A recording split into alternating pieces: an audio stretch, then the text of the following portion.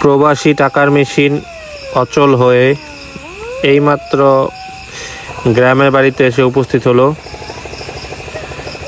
আজ থেকে ঠিক 2 থেকে 3 মাস আগে পরিবারকে ভালো রাখার উদ্দেশ্যে মালয়েশিয়াতে পাড়ি জমিয়েছিল। এর 2 মাস পরেই গত কয়েকদিন আগে দুর্ঘটনার কারণে সেখানেই মারা যায়। ইন্না লিল্লাহি ওয়া ইন্না ইলাইহি রাজিউন। তার লাশ আজকে দেশে আনা হলো বেশ কয়েকদিন পরে। তার জন্য সকলে দোয়া করবেন।